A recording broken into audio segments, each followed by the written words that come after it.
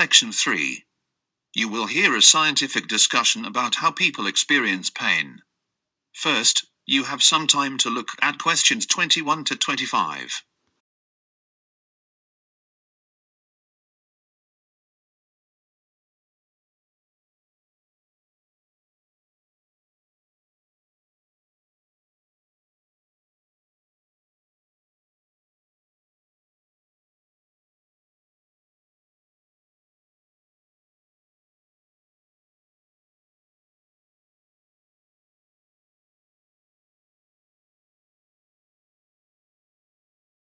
As you listen to the first part of the discussion, answer questions 21 to 25. Scientists at University College London have made a discovery which makes mice pain-free and have reversed painlessness in a woman with a rare condition. I'm joined by Dr. Natasha Curran, consultant in anaesthesia and pain medicine at University College London Hospitals, and by Professor John Wood, lead author of the study and a neuroscientist at UCL. Welcome to the podcast. Thank you. Thank you. Natasha, perhaps we can start with perhaps a rather basic question, which is, why do we experience pain at all? What's its purpose? Pain is highly preserved in humans because we need pain to prevent us further damaging ourselves. However, what we know in many people is that pain continues past when it's useful for us. And we're all familiar with the idea of sort of feeling pain, but what is happening inside one's body? So when I stub my toe and I scream and shout, what's actually happening inside my body from that moment? Well, receptors in your toe are getting stimulated and they send messages down your nerves which end up in your brain. And in your brain, various things happen. In one part of your brain, which is the somatosensory cortex, that's the part of the brain that says it's your toe that's feeling the pain or the injury rather than your hand or your head. So that's one part, but then it's much more complex than that because pain is an emotional experience. So it's connected then to all the other parts of the brain, which they give us our experience of pain, if you like. So that depends on the context in which we're having pain, our past experience, what we think the pain means, lots of factors. And then also it connects to what we think we're going to do about the pain. So parts of the brain light up, if you like, how we're going to respond to the pain that we're experiencing. How big a problem is pain, and how big a burden is this for people to be dealing with? In the UK, it's massive. In 2011, the National Pain Audit reported that 31% of men and 37% of women live with persistent pain. So that's 40 million people. Their quality of life is very, very poor, much lower than other medical conditions. It's as bad as people who have, for example, Parkinson's disease. One of the reasons it's really important to understand this is because we know that we can actually help these people if they attend specialist pain management services. We can improve their quality of life. And specialist pain management services have doctors, nurses, physiotherapists, psychologists, and potentially occupational therapists, psychiatrists, in order to help them. John, how thorough is our understanding of pain? Is, for example, chronic pain different to the pain we feel when we knock our knee or have a headache? Well, there are clearly enormous mechanistic differences, and it's very striking how mechanisms to experience pain are conserved across evolution. And pain is really an essential survival mechanism. So the mechanisms that occur in people are quite similar to those that occur in mice, for example. And so we can make comparisons between animal models and the human experience. But we really know very little at all about how pain is experienced centrally. There are various parts of the brain that have been correlated with the experience of pain, but this is very, very weakly done. In fact, it's to define a precise locus in the brain where pain is perceived has proved completely elusive.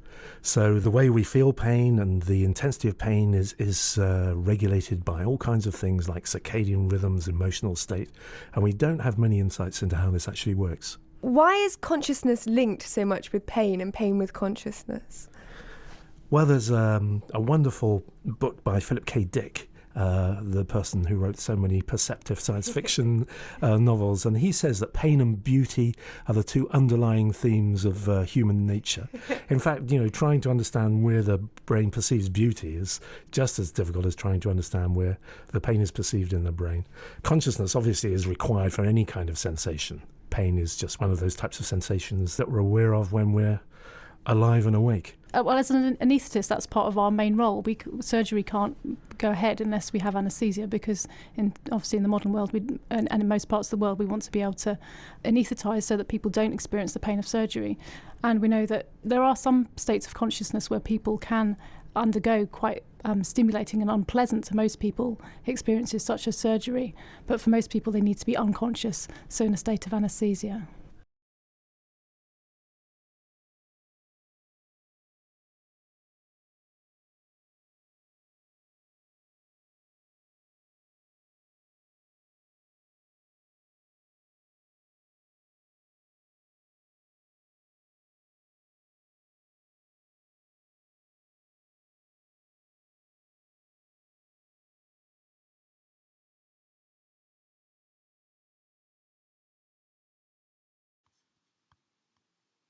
Now listen and answer questions 26 to 30.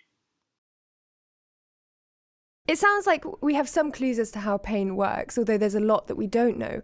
Is that why it's so difficult to find ways to block it, because we don't really understand the mechanisms particularly well? I think what we do understand is the kind of area that Natasha works in, which is the sensation of tissue damage by specialised nerves in the skin and the muscle and the viscera, and how those nerves are activated and send electrical signals.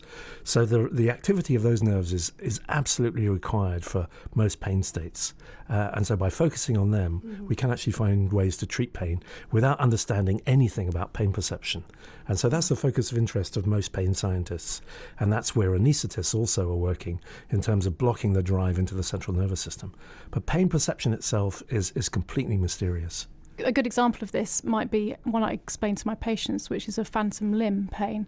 Listeners might have heard of this already. It's when people can have a painful limb once they've had an amputation. So a person may have had to have an amputation for a medical reason, such as the leg in this case, let's say, might become gangrenous. So that's done under anaesthesia as a surgical procedure. But after the operation and the wound's healed, then people who are unfortunate enough to get this phenomenon can then experience sensations in that leg which has been removed, and not just sensations, that if they've had pain there before, they can often experience pain. So even though the leg's not there, it's no longer physically present, the patient still feels that their leg's there and it can be painful. And of course that's very distressing, and it also gives us the notion that pain is not just in the nerves, the peripheral nerves, the ones in the leg. It's modulated in the brain. Yeah, if I can come in there. Yes, pain has nothing to do with the peripheral nerves. Pain is in the brain. But there's a requirement for nervous input from the periphery in order to feel pain in almost all states. There are situations where you can get pain after a stroke because you have lesions in your thalamus, and that's obviously some form of central pain syndrome. But almost all inflammatory pain states like rheumatoid arthritis or osteoarthritis or diabetic neuropathy, all these chronic pain states require the activity of peripheral nerves, and that's what we try to block without understanding the perception of the painful stimulus itself. So Natasha, it's an interesting point that John was saying about us needing stimulation of our nerves sort of throughout our body, our peripheral nerves. So what's happening in the case of phantom limb? Well, there's several theories, and there's probably not one overarching thing that's happening. We know that pain can create a memory of itself, just like any other experience that people have. You might have, heard some records on the radio recently about David Bowie, for example, and that takes you, listening to that record takes you back to a certain point. So listening to music can take you to a certain point in time, and some sort of stimulation, for example, movement in that limb or something else, which is the peripheral, like John's talking about, that peripheral input can cause a learnt sensation to be re-experienced. It's not that the person's actively trying to recall that painful experience. Who would want that? But so it's like anything that's learnt. The nervous system's really, really good at learning things. That's how we've learnt to do all the great things that humans and people do in their lives.